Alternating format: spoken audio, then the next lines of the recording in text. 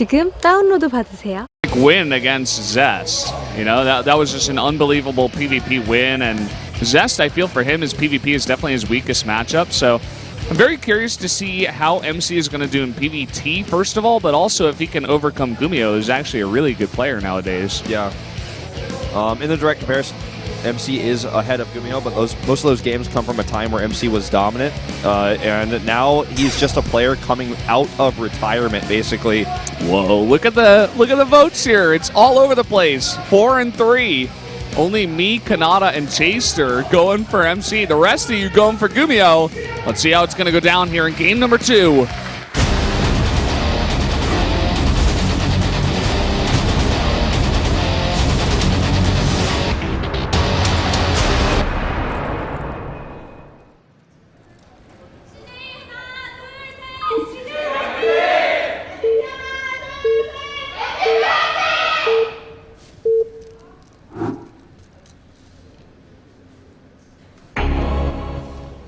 Down here in the bottom left in the yellow for CJ Entis, it's the boss toss. It's MC. And his opponent in teal to the top of the map, it is GuMiho. Now, the split of votes is really interesting for this because MC did perform really well recently, not only in Pro League, but also he qualified for Code. Let me put this in perspective. This guy has been pro gaming in Korea for 6 years in Starcraft 2. He played Brood War before that, but very few of the original GSL champions still play this game at a high level. And MC is the oldest GSL champion to still play in Codes, as far as if I'm not mistaken, like from the original open seasons. What about Classic? Does he fit in there? Also Zest? Well, those guys did not play like the original GSLs. They were still playing Brood War at the time. That's true, yeah. So all those guys ended up later on. Well, this drawing is cool, but where's the Wolf and Valdez drawing? Where's it at? But I think one of our foreign fans is going to have to get on that. I think the votes that we saw when it comes to like the foreign casters, you went for MC here. I was the only one on the foreign desk, actually. And you weren't casting StarCraft 2 when MC was a champion, and the rest of us. Oh, well, GTR was not either, but he was like following the scene like very, very, very heavily back then. Like he's a big TL guy, you know. I was watching too, man. I was watching all those tournaments. Yeah, I guess MC were winning like, back in the day, right? Yep. GSL, staying up until 5 at college, missing morning physics class. Well, it was good and bad. It was good and bad, yeah. So I missed my morning physics class too before I moved out here casting, man. I dropped out of school to become an esports broadcaster, and it's been working out. But just like to finish this point off, I watched the fall of MC, and I saw him go to Europe, take games there when he was on SK Gaming. He was doing pretty well for himself over there, but I never thought he'd come back to Korea in full form. He came back for a while outside of full form, and right now he's looking the best he has in my opinion, years, but still, I think GuMiho is going to be the better player here, despite his recent results. Because I saw him fall, I saw him retire twice, go into streaming, and it looks like he might even do a sneaky proxy here, or maybe he's just going for a later scout. Yeah, I think he was just saving that actually against the Reaper. He wants to get a follow-up scout, and it's going to work perfectly. He's going to get into the main here with nothing to defend and see the whole build. Sees only one gas, can assume there is a CC in the back door, and it's a good start here for MC. The one thing I'm excited for this map, whenever we see Zest or Hero, especially in that last SSL group, whenever we see them play on this map, they do the same thing. The same thing I was talking about that Hero is trying to follow up with against Forte, which is, you know, just make a million gates in earlier third base. It's very easy to defend a third base on this map for the Protoss, so you get that out very early, and then the follow-up aggression is pretty intense. And I want to see MC do it, because MC is kind of like Parting in that they both have the best control, you know, in the world. So even better than Zest, even better than Hero, of course. It's like MC is going to be able to just do unbelievable things with that kind of composition, and I want to see it here. I'm really excited. Protosses are basically broken into two main groups. There are your Protosses that are late game oriented that only focus on like Psystorm, AoE damage, like players like Classic, Rain, hero I feel falls into this. Then you have the aggro Protosses, which have existed throughout all time. MC was one of the first aggro Protoss champions. Then you had players like Any Pro Prime, Hong and Prime.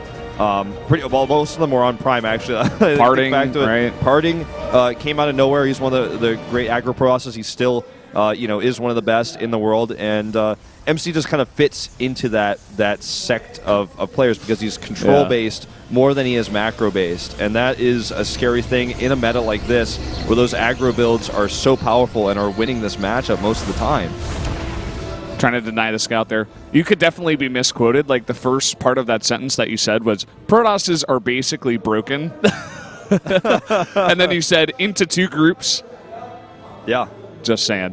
But I didn't even think about it that way, but yeah, it's true. Yeah. Wolf 2016. There you go, guys. Yeah, just Protosses are broken ... at the end. Basically broken, yeah.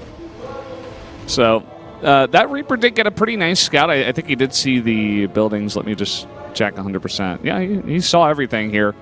And not sure it's going to matter all too much. I mean, that's pretty standard when you go in the Protoss space to see a robotics and a Twilight Council with 3 gates. It's basically what happens in every game. So, I mean, he just gets the confirmation.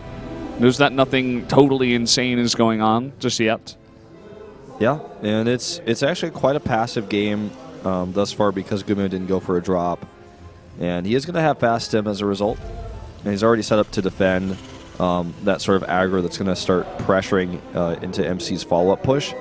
Now, he has a Viking here, which is obviously to deter the Warp Prism. He also has Marines set up in his main, although as I see on the minimap, it looks like he just moved those back into his his main base, not his backdoor expansion. They were back there initially. But he's got 2 tanks. Like, we're in such a meta that, like, this aggression is so hard to defend that he has, like, 2 tanks. So he's, like, setting up his Marines. Has a scouting Widowmine here as well, which will get a kill and some shields. MC runs into that and he's like, oh, I gotta back off. I can't attack now. I needed exactly 6 Stalkers. 5 Stalkers is just not gonna cut it. Well, 5 Stalkers and 2 without shields as well. They need time to recharge. And also his push is seen. So GuMiho already knew this is what was going to happen because that's how everyone's playing on this map. We saw like 13 games on this map yesterday, 12 on 12, this map. Yeah. It's like pretty obvious. Now he's going to actually drop the main, which is less common. And going to do a distance to pick up here. Yeah, I actually love the fact that he puts in just 3 Adepts because that's exactly what you need to kill an SCV. Normally you'd see like 2 and 2 or 4 right against a Zerg or a Protoss, but against Terran you need that extra damage. Yep. And he doesn't even warp in 4. He's just like, no, I need exactly 3. That's it. Yeah, very well said. And that leads to, just a few kills here, and he gets a slight advantage as a result. The Viking is hunting this down, though, and he will not be able to save it. He can save the Adepts, but that's it. One more shot will finish it off. They're going to drop behind these rocks. Wow, we might see this top base taken for the first time because the debris might get killed. So those Adepts are basically dead, unless he picks them up later to save him. Well, that he could. I guess they give him vision of a drop that comes out of the main of GuMiho, or if GuMiho like goes out of the main towards the top of the map instead of just going towards. Which would be really space. dumb. There's no reason to do that, but we're having a huge barracks making. I don't even know what to call it. Like explosion, yeah, barracks explosion.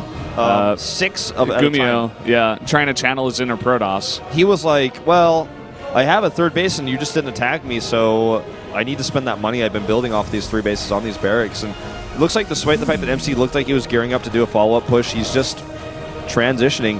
He's getting +2. He's going to have double Robo Colossi coming out, I'd imagine, versus basically an almost pure Marine comp at this point. If he goes Disruptors, I think even though he is like one of those control-based players, I think it would be a mistake. Yeah, I don't want to see Disruptors.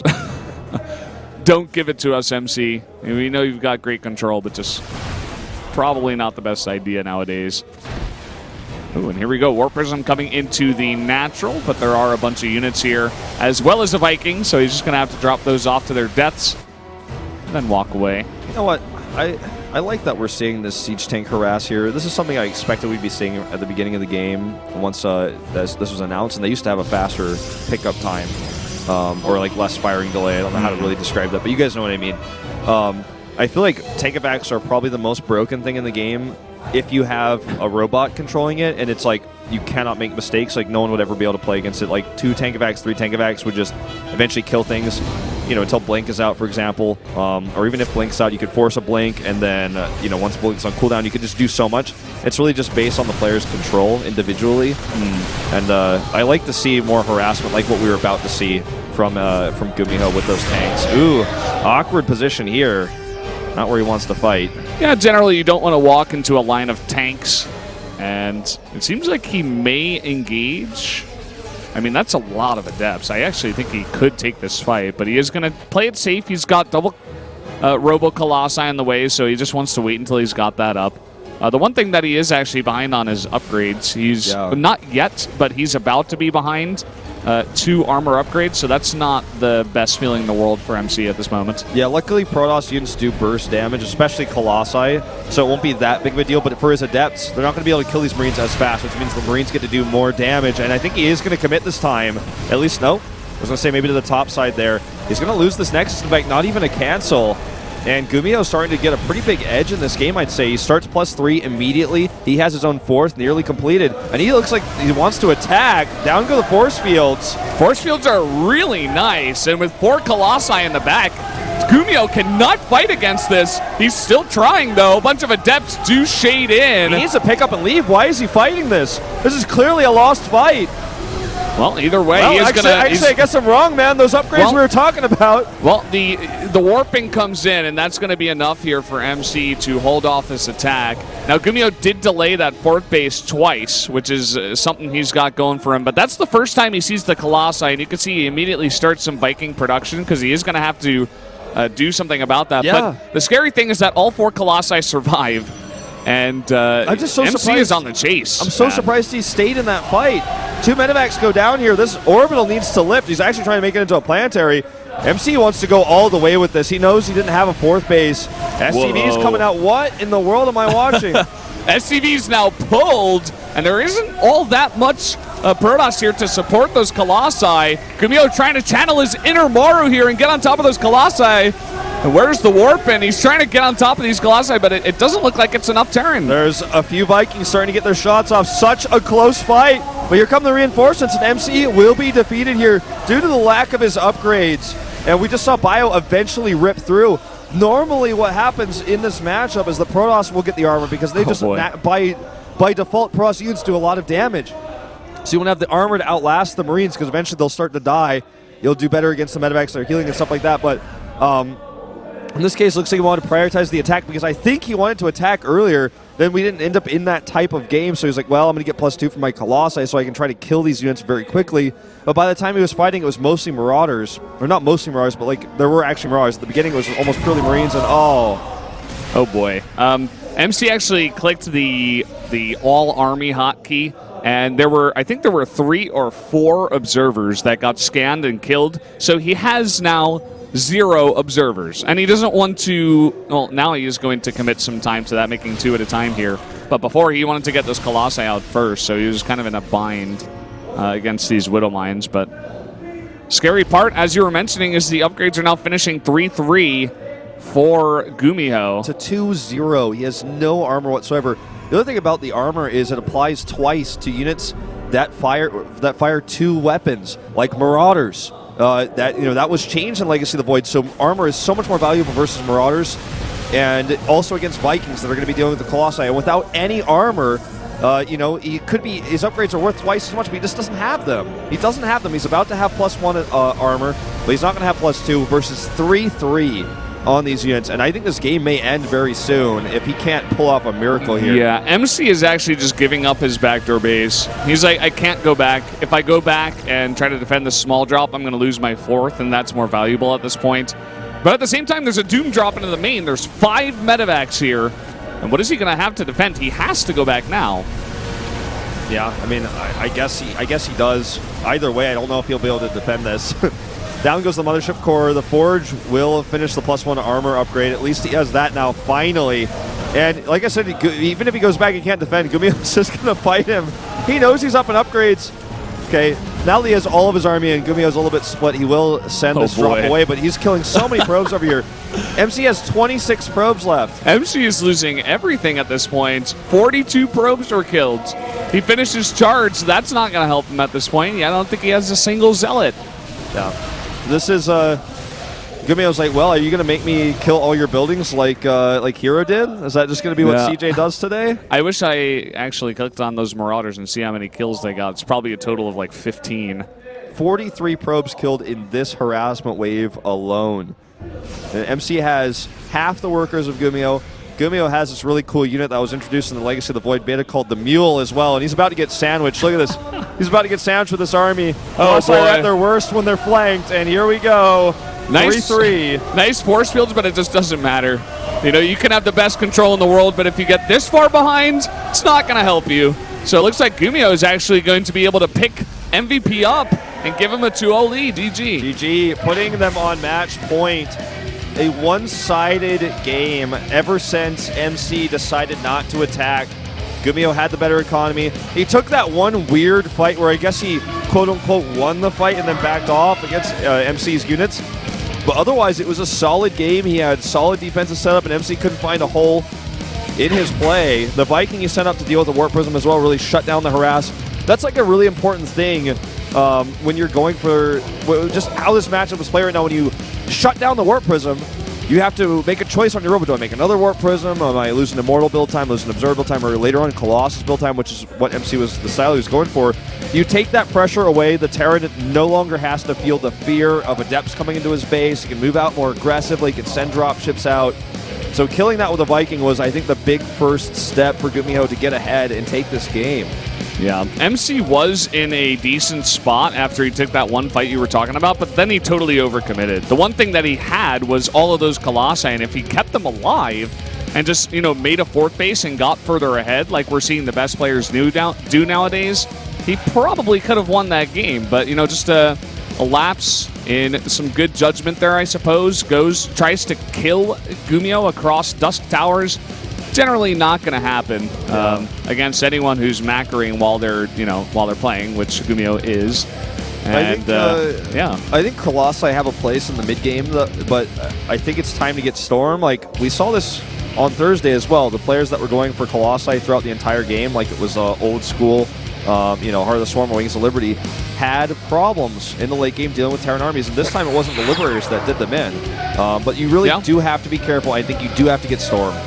Yeah, for sure. But guys, we are going to take a quick commercial break before we get into Bunny versus Rio.